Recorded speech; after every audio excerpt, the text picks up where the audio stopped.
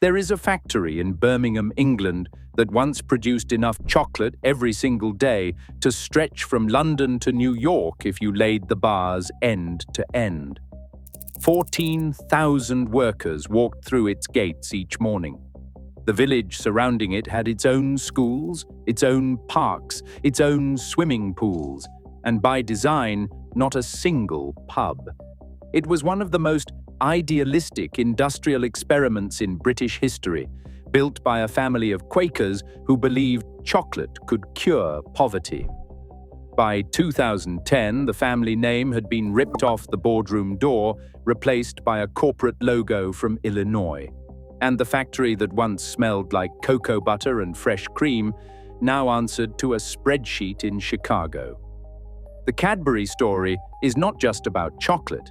It is about what happens when a family builds a utopia inside capitalism, how that utopia survived 2 world wars, and why a single hostile takeover destroyed what 186 years of history could not. If you are new here, this is Lost European Glory, and we explore the forgotten factories, estates, and fading legacies of Europe's most influential families. If that sounds like your kind of thing, hit the like button and subscribe so you do not miss what comes next.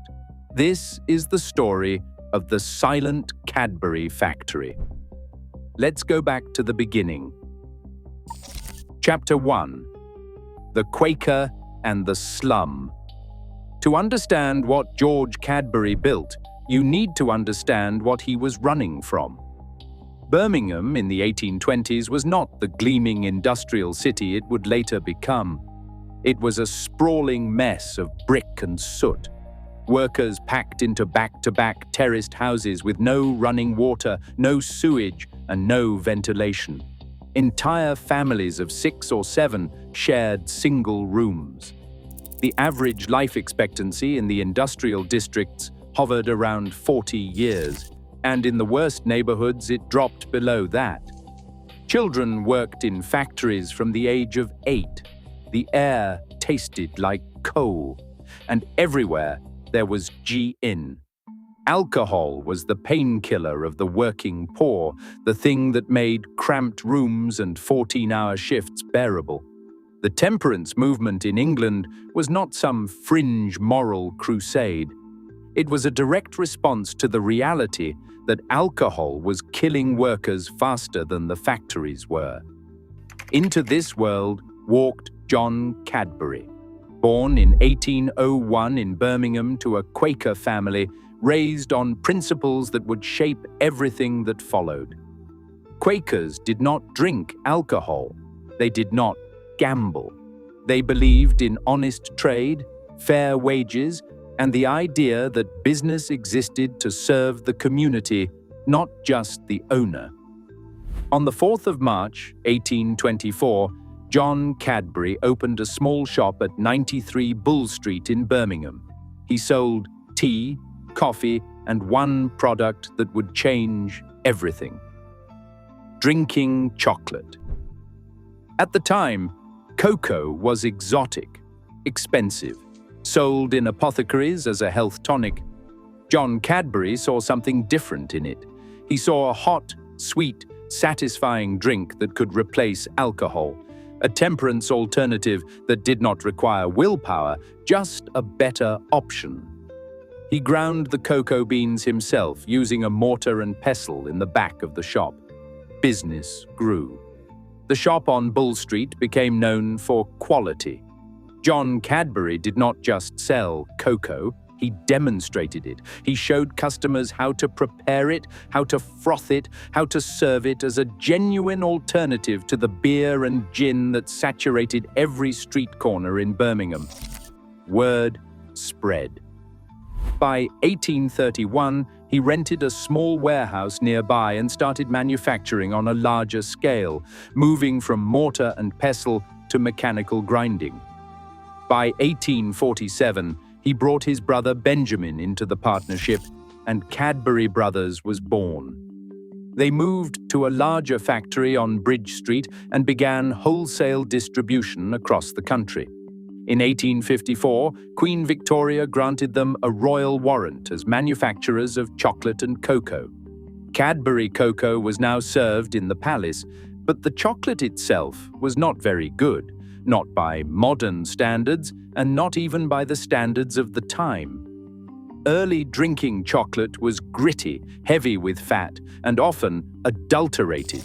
Manufacturers across Britain routinely mixed their cocoa with starch, potato flour, and brick dust to bulk it out and cut costs. Cadbury was more honest than most, but the product was still crude. The cocoa beans contained roughly 53% cocoa butter by weight, and there was no efficient way to remove it. The result was a thick, oily drink that sat heavy in the stomach. John Cadbury's health failed in the late 1850s. He handed the business to his sons Richard and George in 1861. The company was struggling. Fewer than a dozen employees, declining sales, the Bridge Street factory was cramped and outdated. The two brothers were young, inexperienced, and staring at a business that was slowly dying.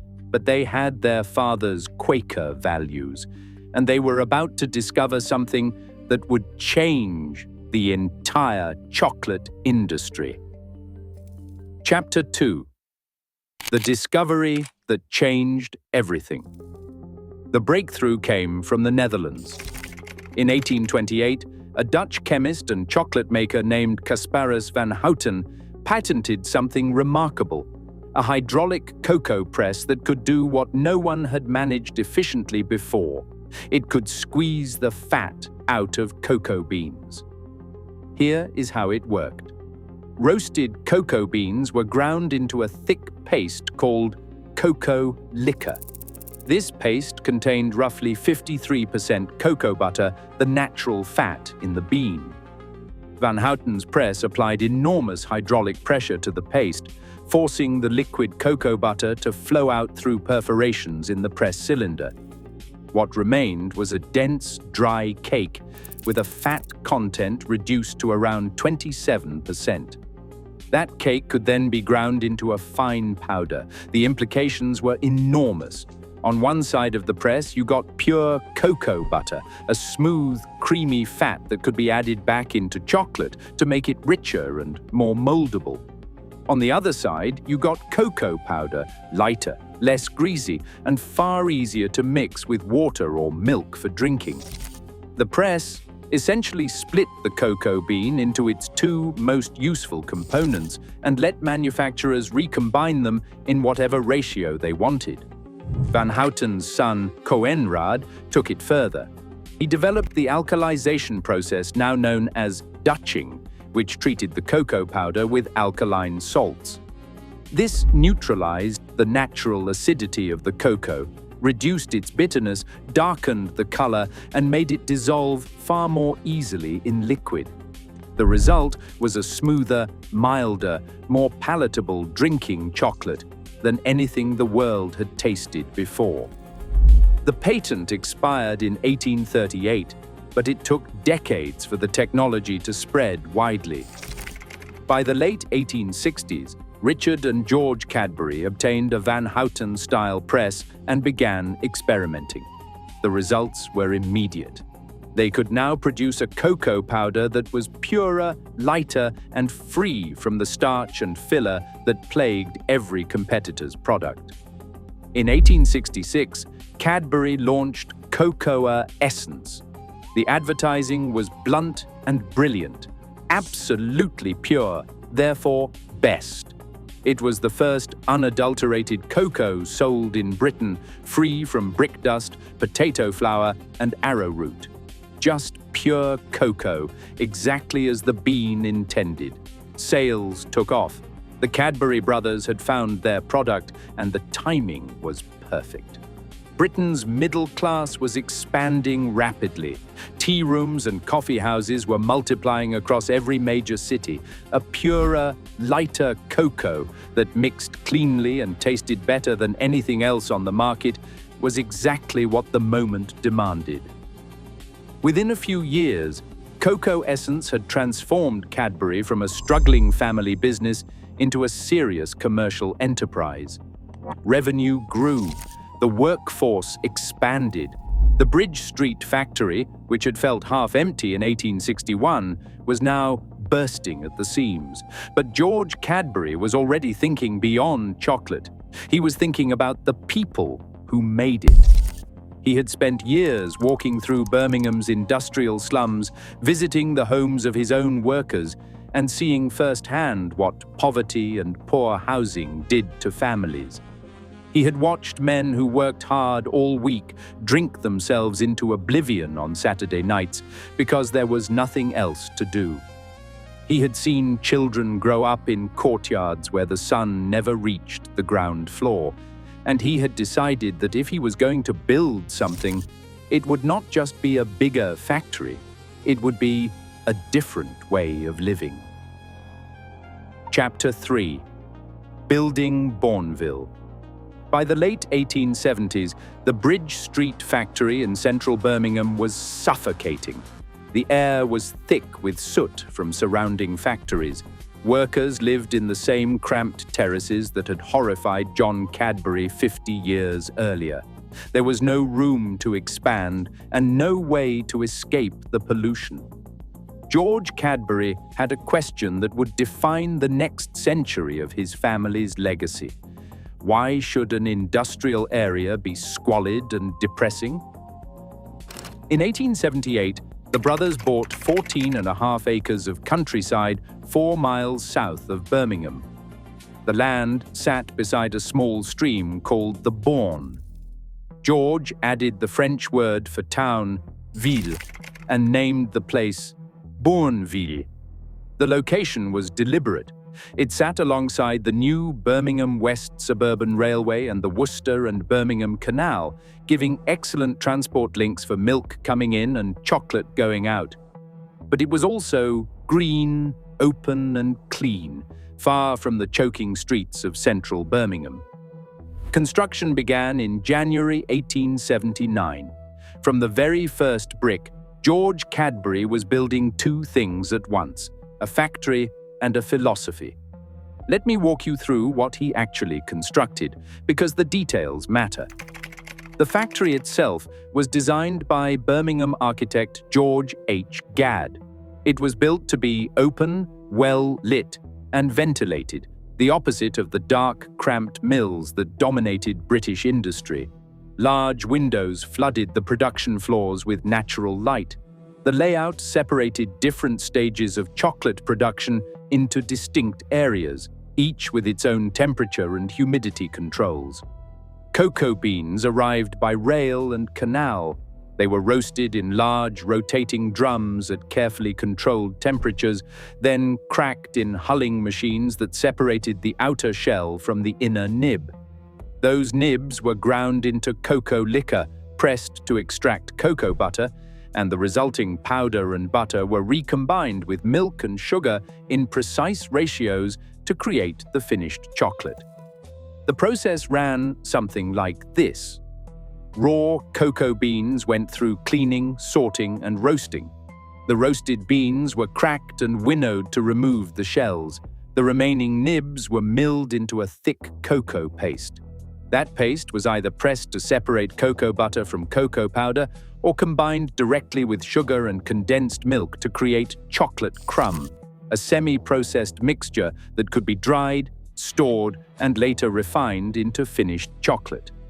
The crumb then went through conching, a process invented by Rodolphe Lindt in Switzerland, where the chocolate was continuously mixed and aerated for hours or even days to develop a smooth texture and rich flavor. Finally, the chocolate was tempered, a careful heating and cooling cycle that gave the finished bars their signature snap and glossy surface. But the factory was only half the vision. Around it, George Cadbury was building something unprecedented. In 1893, he bought 120 acres of land close to the works and began constructing what he called a model village. The houses were designed by architect William Alexander Harvey in the arts and crafts style. Traditional in appearance, with brick facades and pitched roofs, but modern in every way that mattered. Each house had large gardens, front and back. George Cadbury believed that gardens were essential to human well-being, that families who grew their own vegetables and spent time outdoors were healthier, happier, and more productive than families crammed into back-to-back terraces. Every house had indoor plumbing, a rarity in working-class housing at the time. The village was not just houses.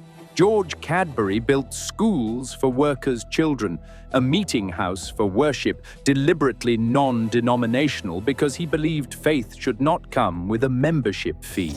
Parks and recreation grounds.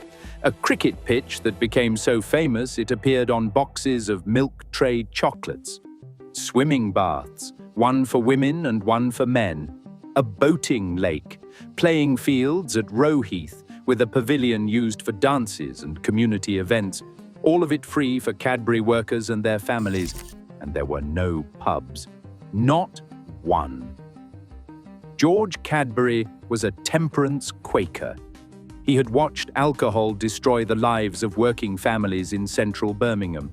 When he designed Bournville, he simply left pubs out of the blueprint, gardens instead of gin shops, cricket instead of beer halls. The numbers grew fast. By 1899, the factory had trebled in size, employing more than 2,600 people. By 1900, the village estate included 314 cottages and houses spread across 330 acres. That same year, George Cadbury made the decision that would prove to be the smartest thing any member of his family ever did. He established the Bournville Village Trust. The trust was a separate legal entity, independent of the Cadbury Company and the Cadbury family. It owned the village land, managed the housing, and controlled development. George Cadbury transferred the entire estate to the trust with a deed of foundation that included one critical provision. The trust could never be sold, absorbed, or controlled by the chocolate company. Whatever happened to Cadbury, the business, Bournville, the village, would survive. Nobody knew it at the time, but that firewall would be the only thing standing 110 years later. If you are finding this fascinating, do me a favor and tap that like button. It genuinely helps this channel grow, and it means more stories like this one reach people who care about them. Now, let's keep going. Chapter 4. The Golden Age. In June 1905, George Cadbury Jr., the founder's grandson, perfected something his family had been chasing for years: a milk chocolate bar that could beat the Swiss. At the time, the Swiss dominated milk chocolate. Daniel Peter of Vevey had cracked the formula in 1875 using condensed milk, and Swiss chocolate was smoother, creamier, and more consistent than anything Britain could produce. Cadbury's first attempt at milk chocolate in 1897 used powdered milk, and the result was coarse, dry, and unimpressive. George Jr. spent years in the Bournville laboratories experimenting with fresh liquid milk instead of powder. By June 1904, the recipe was perfected.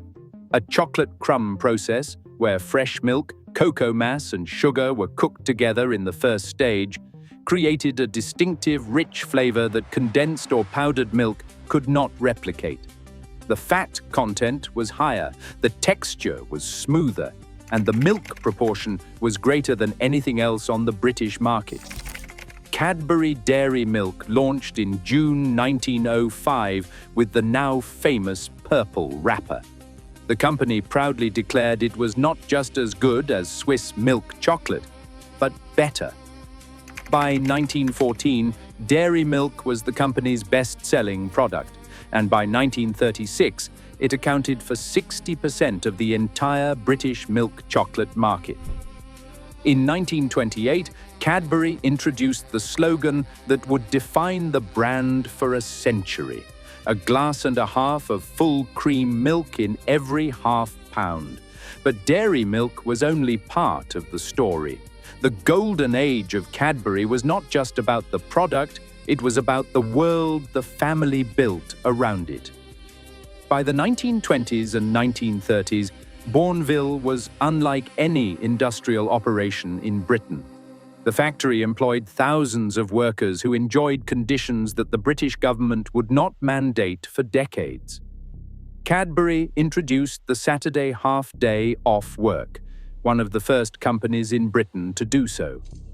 George Cadbury himself had said, "People told us it would mean ruin." I do not think any men could have been happier. Workers received pensions, medical care, dental treatment, and education. The factory had its own fire brigade, its own doctors, its own sports teams. Flake appeared in 1920, cream eggs in 1923, fruit and nut in 1928, crunchy in 1929, roses in 1938. By 1930, Cadbury was the 24th largest British manufacturing company. By the mid-1930s, the company estimated that 90% of the British population could afford to buy chocolate. It was no longer a luxury, it was a national staple, and Cadbury was its face. When World War I came, more than 2,000 Cadbury men enlisted. The company's milk supply was diverted to feed the people of Birmingham. Factories were converted to produce dried vegetables and fruit pulp. Buildings became hospitals for wounded soldiers. Cadbury sent 60,000 boxes of chocolate to the troops in the first Christmas of the war alone. Workers who stayed behind kept production running on reduced hours while contributing to the war effort in every way the company could manage. The interwar years saw Cadbury cement its position as a national institution. Chocolate replaced cocoa as Britain's preferred product. The company introduced innovations in advertising, packaging, and distribution that kept Cadbury ahead of its rivals. Its nearest British competitors, Rowntree and Fry, were distant seconds. Cadbury had merged with Fry in 1919, consolidating the Somerdale factory near Bristol and absorbing brands like Fry's Chocolate Cream and Fry's Turkish Delight into the Cadbury portfolio. When World War II arrived, the Bournville factory turned to making components for Spitfire fighter planes, gun doors, cases for flares, aircraft parts, gas masks, and jerry cans. Workers ploughed the company's football pitches and cricket grounds to grow crops. Chocolate production continued under government supervision because it was classified as an essential food. Rationing meant production was limited, but the fact that the government considered chocolate essential enough to supervise tells you how central it had become to British life. Rations ended in 1950 and normal production resumed. The cultural reach of Cadbury extended even into literature. Between the wars, the company sent test packages of chocolate to British schoolchildren in exchange for their opinions on new products. One young boy received his package and became obsessed with the magical world inside the Cadbury factory. His name was Roald Dahl.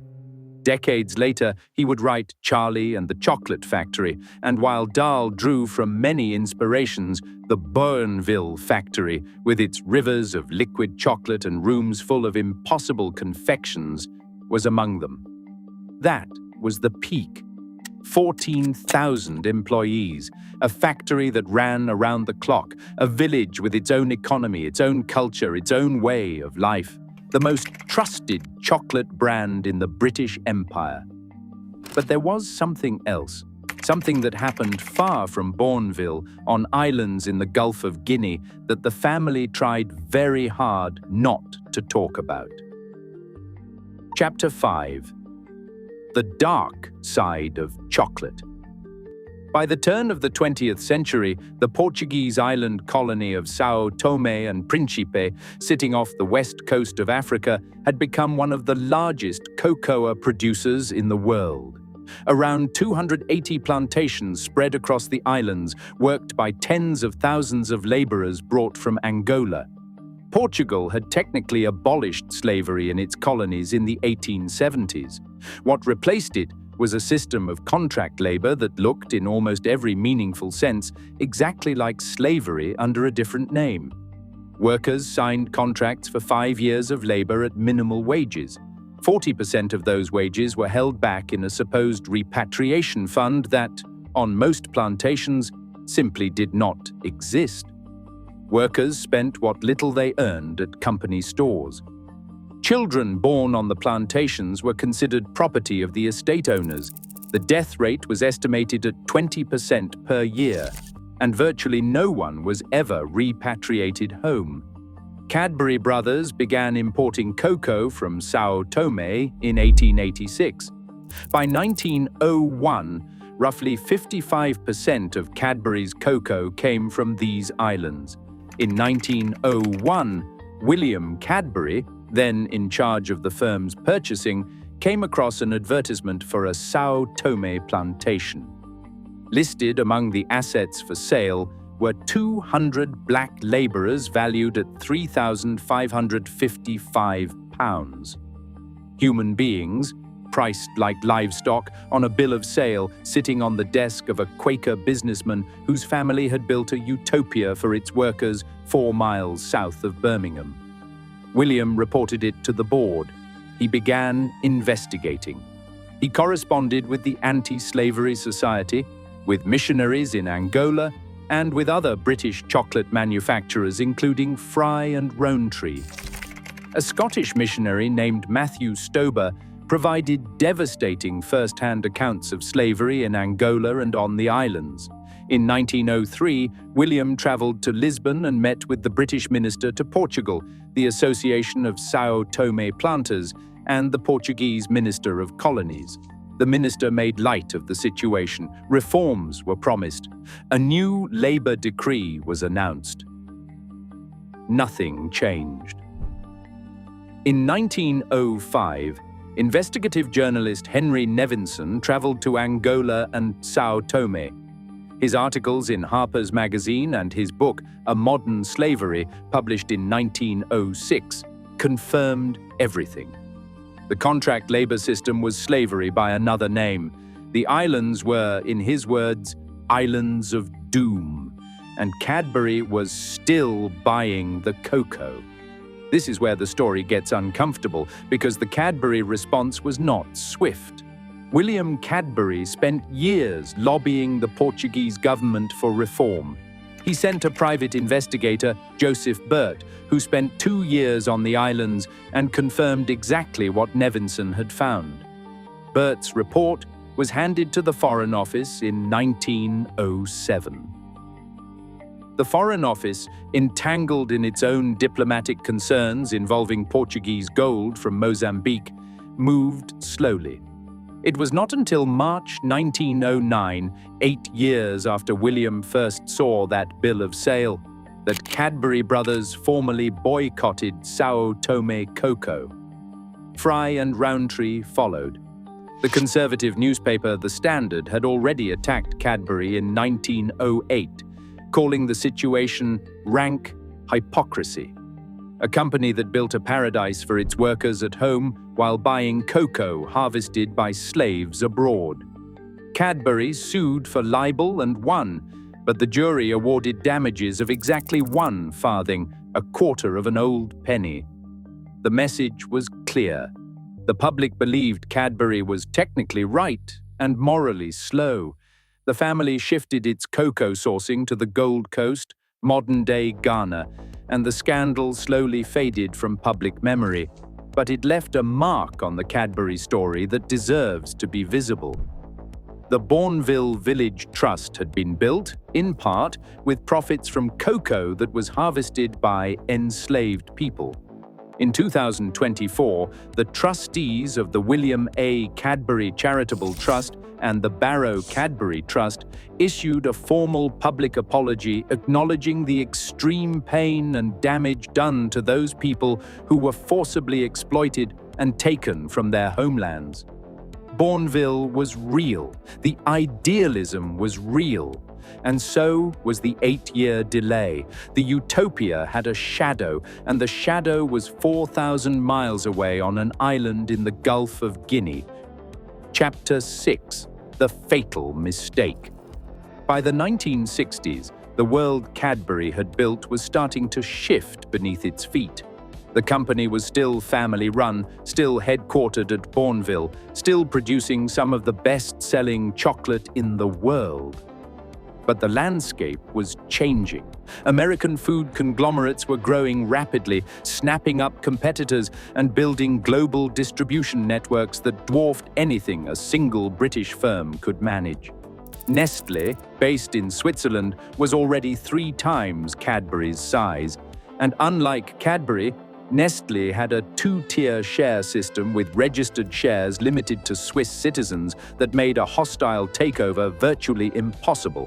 Cadbury had no such protection. In 1968, at a trade show, Cadbury chairman Adrian Cadbury met Lord Watkinson, the head of Schweppes. Both men shared the same fear. Alone, their companies were too small to survive in the new global marketplace. Together, they might stand a chance. Merger talks began. On paper, the logic was sound. Cadbury's chocolate expertise combined with Schweppes' global drinks distribution network. Scale to compete with American giants, a combined entity with reach across Commonwealth countries and beyond. The agreement was reached in January 1969. Technically, Schweppes was the surviving company. It bought out Cadbury stockholders with $290 million worth of its own stock. Watkinson became chairman. Adrian Cadbury took the role of deputy chairman and managing director. The merger put an end to Cadbury's close links with its Quaker founding family. For a company built on temperance, the irony was sharp. Schweppes distributed Dubonnet, an alcoholic drink. The values that had shaped Cadbury for 145 years, no alcohol, no exploitation, honest trade, were suddenly negotiable. The benefits of the merger proved elusive.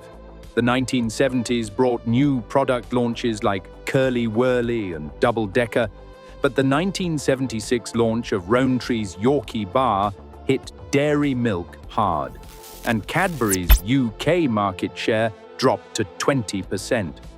The company responded by cutting its product lines from 78 to 33 and investing in automation at Bournville. Through the 1980s and the 1990s, Cadbury Schweppes expanded aggressively. They acquired Peter Paul in the United States for $58 million in 1978, giving them a 10% share of the world's largest confectionery market.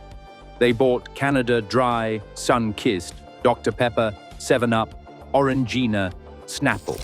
By 1982, trading profits were larger outside of Britain than inside it for the first time in the company's history.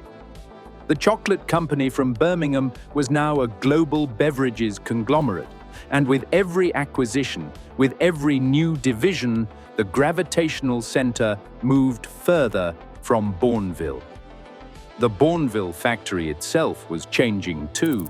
By 1980, 12,000 people worked at the site, but the operation had become sprawling and inefficient, with departments handling everything from printing to carpentry to tin can manufacturing. Rationalization began. Outside suppliers replaced internal departments. The workforce shrank. The factory became more efficient but less self-contained.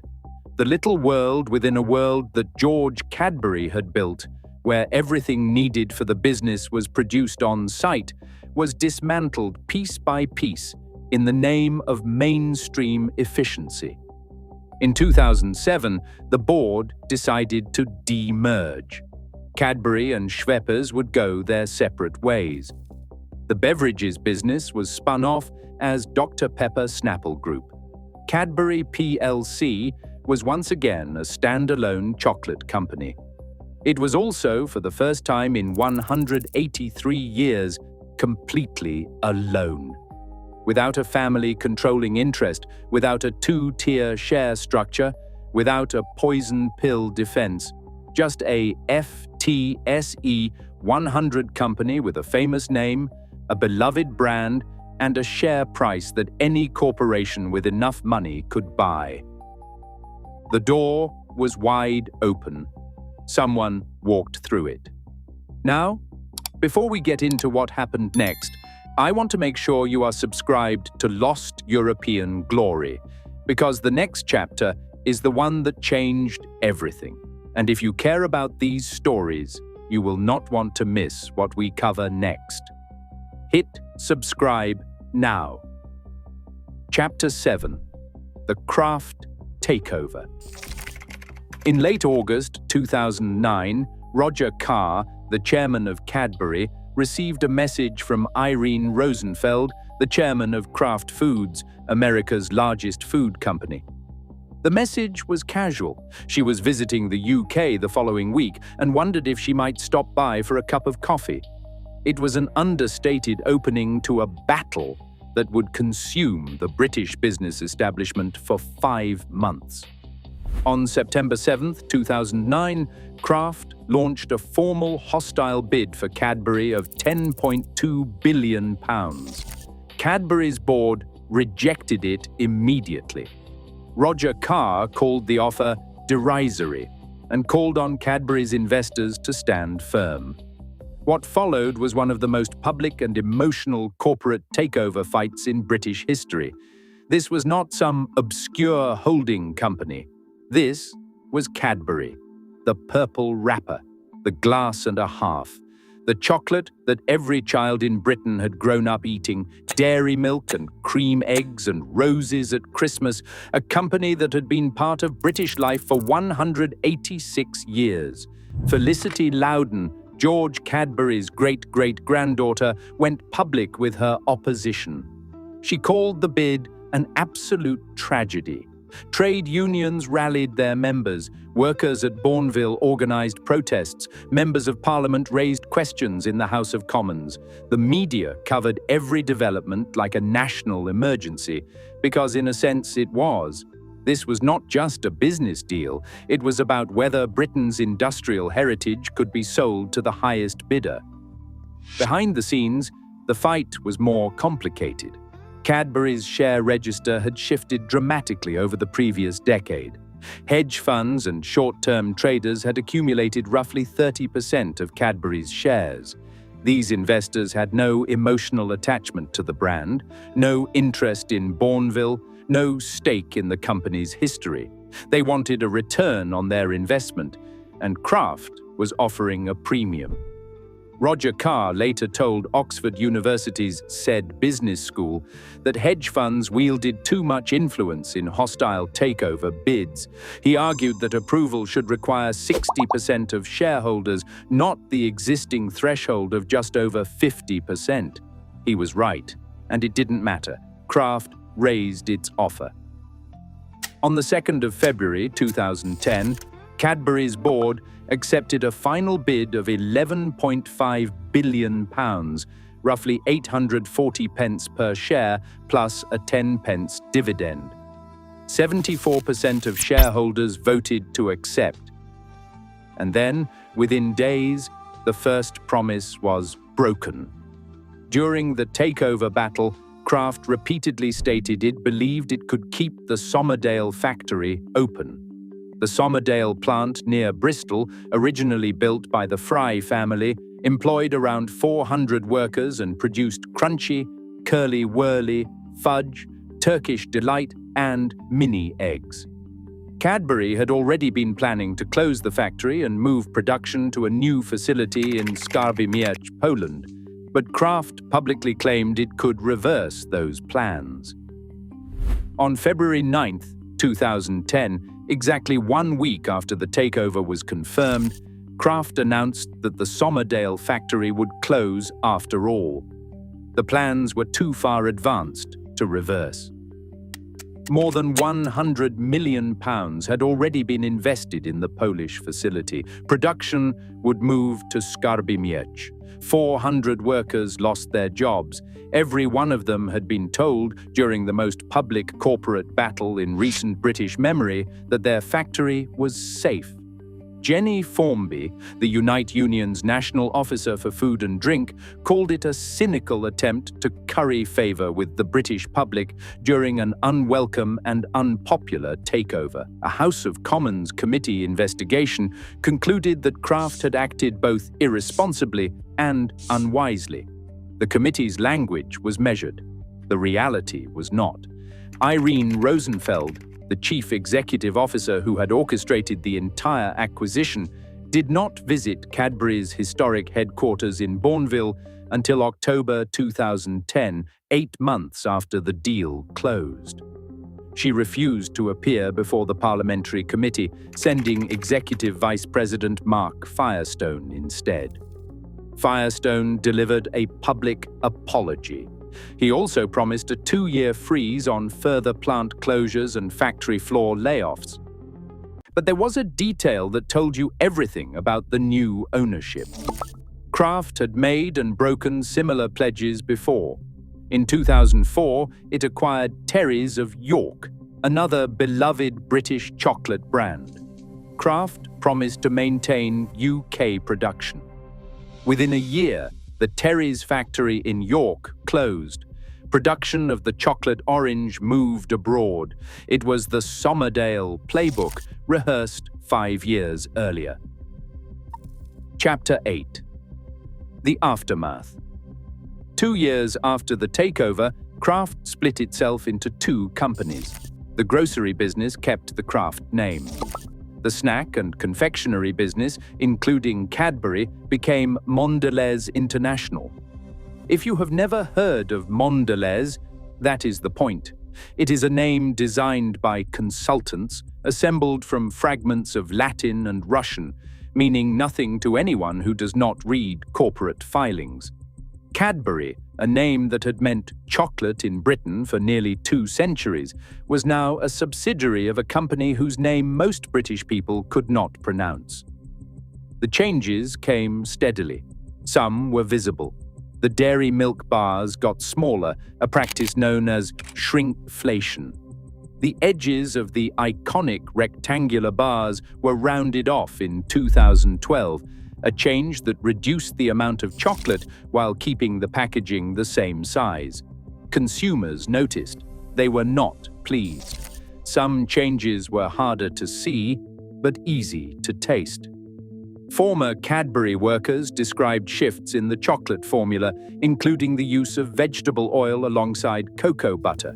Production of certain dairy milk varieties moved to Poland and France. A Channel 4. Dispatch's investigation in 2016 found that despite promises made to Parliament, not all dairy milk production had remained in the UK. Smaller bars, larger bars, and the Marvellous Creations range were being manufactured abroad. Cadbury pensioners were denied the long-standing tradition of receiving free chocolate treats in 2013. Small things, maybe. But in a company built on the idea that workers and their families were part of a community, not a cost center, small things were everything. The Cadbury Foundation, established in 1935 to continue the brothers' charitable work, continued to operate but under a corporate structure that answered to a company in Illinois, not a family in Birmingham. And then there was the Royal Warrant. Cadbury had held a royal warrant from Queen Victoria since 1854 and from Queen Elizabeth II since 1955. For 170 years, the British monarchy had put its name next to Cadbury's. In December 2024, it was announced that Cadbury would no longer hold a royal warrant under King Charles III. The palace gave no public explanation. The loss was symbolic in a way that no balance sheet could capture. The monarchy had quietly withdrawn its endorsement from a brand that was no longer, in any meaningful sense, the company the warrant had been granted to. Cost savings were the priority. Kraft had announced expected $750 million in annual cost savings by the end of year 3 following the acquisition. By 2013, they were ahead of schedule, reporting $800 million in savings. Those numbers came from somewhere, from smaller bars, cheaper ingredients, closed factories, and eliminated traditions. Maxine Knowles, who worked at Bournville from 1988 to 2016, told the Grocer magazine that Cadbury, as it was before the takeover, was an amazing company to work for. The way she said it, in the past tense, told you everything. Bournville itself is still operating. As of 2024, the factory produces 5.5 million blocks of chocolate, 400 million chocolate buttons, and 1 million Whisper bars every day. Mondelez has invested over £80 million in the site since 2014, increasing efficiency by 30%. The factory is more productive than it has ever been, but productivity and purpose are not the same thing. The Bournville factory is now Mondelez International's global center of excellence for chocolate research and development. The language belongs to the corporate world. Centers of excellence, research and development, global operations. Nowhere in that language is there a garden for a worker's family, a cricket pitch for a Saturday afternoon, or a school where a chocolate maker's daughter learns to read. Chapter 9. What survives? Here is the strange part. The most important thing George Cadbury ever built was not the factory. It was a legal document. The Bournville Village Trust, established in 1900 and deliberately separated from the Cadbury Company, still exists. It still manages the Bournville estate. It still controls 7,800 homes across 1,000 acres in South Birmingham. The no-pub rule has softened slightly since the late 1940s. There is now a licensed members' bar at the Roeheath Pavilion, but the spirit of Cadbury's original vision endures. The trust operates independently. It is not owned by Mondelez. It was never owned by Kraft. It was never owned by Cadbury Schweppes. George Cadbury made sure of that in 1900 when he wrote the deed of foundation. Whatever happened to the chocolate business, the village would answer to its own trust, governed by its own trustees, serving its own residents. The trust's mission statement has barely changed in 125 years. Provide affordable housing in a well-planned environment. Maintain open spaces and community facilities. Support the physical and social well-being of residents. These are not corporate objectives. They are the principles of a man who watched industrial Birmingham crush the lives of working families and decided to build something different. A 2003 study by the Joseph Rowntree Foundation found that Bournville was one of the nicest places to live in Britain. The original arts and crafts houses are still standing, still surrounded by gardens, still arranged along tree-lined streets. The Bournville Friends Meeting House, designed by William Alexander Harvey, was built in 1905 and still holds services. Inside, a bust of George Cadbury by sculptor Francis Wood, installed in 1924, watches over the congregation. Walk through Bournville today, and you will find something rare in modern Britain, a neighborhood that feels intentional. The roads are wider than they need to be. The houses sit back from the street with space for gardens, just as George Cadbury insisted. The green spaces are maintained, not because a developer needs planning permission, but because the trust considers them essential to the community.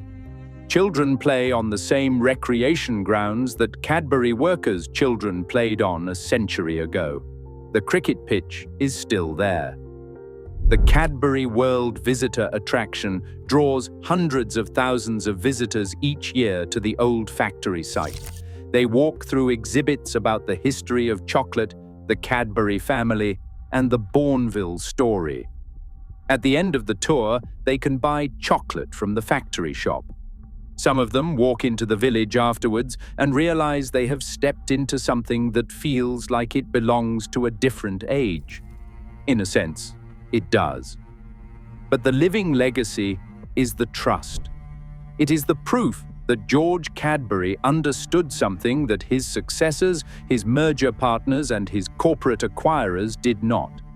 The things that matter most need to be protected with legal structures that outlast the people and companies that built them. The factory can be bought, the brand can be sold, the recipe can be changed. But if the village is held in an independent trust with its own legal identity, then the village survives. It is still surviving now. And that is perhaps the most important lesson of this entire story. But there are 5 more. Let us go through them. Chapter 10. 6 Lessons from a Chocolate Empire. 6 Lessons from 200 Years of Chocolate. Lesson 1. Family control is both the greatest strength and the most dangerous vulnerability. For 145 years, the Cadbury family's direct control ensured that Quaker values, community investment, and long-term thinking governed every decision. George Cadbury would never have closed a factory and moved it to Poland. He would never have rounded the corners off a chocolate bar to save a few grams. That control was the engine of everything Cadbury became. But family control also meant the company never built structural defenses against a hostile takeover. There was no 2-tier share structure like Nestlé had, no golden shares, no poison pills. When the family's influence was diluted through the Schweppes merger and the subsequent decades of corporate expansion, the company was left naked. The thing that made Cadbury special was the first thing to disappear. Lesson 2. Mergers made in fear rarely deliver what they promise. The 1969 Cadbury-Schweppes merger was driven by the fear that Cadbury was too small to survive alone in a globalizing industry. That fear was legitimate. But the merger itself destroyed the very thing that made Cadbury worth preserving. It ended the family's close operational control. It introduced alcohol-adjacent brands into a temperance company. It created a sprawling conglomerate that eventually needed to be broken apart. When it was broken apart in 2008, the standalone Cadbury that emerged had none of the structural protections it needed to survive independently. The merger that was supposed to save Cadbury created the exact conditions that made the Kraft takeover possible. Lesson 3. Utopias need legal firewalls, or they die with their builders. George Cadbury's single smartest decision was establishing the Bournville Village Trust as an independent legal entity in 1900. Had he kept the village as a company asset, it would now belong to Mondelez International. The houses would be evaluated for their asset value, not their community value. The gardens might be car parks. The cricket pitch might be a distribution warehouse. The trust is the reason Bournville still looks and functions the way George Cadbury intended. Any leader building something they want to outlast their own tenure should study what George Cadbury did with that deed of foundation. Lesson 4. Slow moral action has a cost that quiet diplomacy cannot repay. Cadbury knew about slave labor on Sao Tome in 1901. They did not boycott until 1909. 8 years of diplomatic lobbying, private investigations, and quiet conversations with Portuguese officials while tens of thousands of workers lived and died in conditions indistinguishable from slavery. The family's intention was genuine. William Cadbury wanted reform, not just a clean conscience. He believed that withdrawing purchases would accomplish nothing if other buyers filled the gap. But the delay cost Cadbury something that all the libel victories in the world could not recover.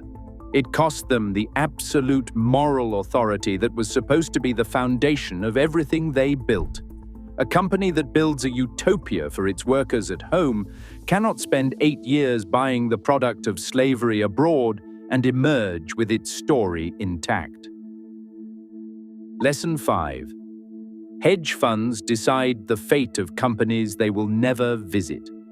30% of Cadbury's shares were held by hedge funds and short-term traders when Kraft made its bid.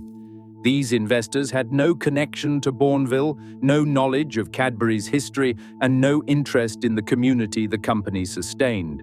They wanted a premium on their investment, and they got one. Under British takeover rules, 50.1% approval was enough to sell a company. Roger Carr argued for a 60% threshold. Had that threshold existed, the math might have been different. The lesson is not that investors are wrong to seek returns. The lesson is that the structure of ownership determines who gets to decide whether a 186-year-old institution lives or dies, and in Cadbury's case, the people who decided had owned their shares for months, not generations. Lesson 6. The things that survive are the things you separate from yourself. George Cadbury did not protect the factory. He protected the village. He did not protect the recipe. He protected the land. He understood, perhaps instinctively, that a business can always be bought, sold, merged, or dismantled. But a trust, properly constructed, with its own legal identity and its own governance, can outlast everything. The Cadbury factory is still running. The chocolate is still being made. But the philosophy that built it belongs to a different century. What remains is the village, the houses with their gardens, the tree-lined streets, the meeting house, the cricket pitch, the trust deed signed in 1900 by a man who built an impossible thing and then had the wisdom to protect it from himself.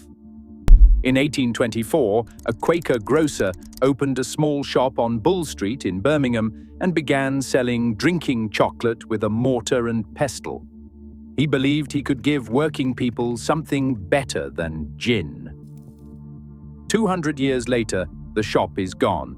The factory answers to a name no one can pronounce. The recipe may or may not be the same. But 4 miles south of Birmingham, the village is still there. The gardens are still growing, the no-pub rule still holds, and the trust George Cadbury signed in 1900 is still doing exactly what he designed it to do, protecting the only part of the empire that was never for sale. If this story meant something to you, hit like and subscribe, and I will see you in the next one.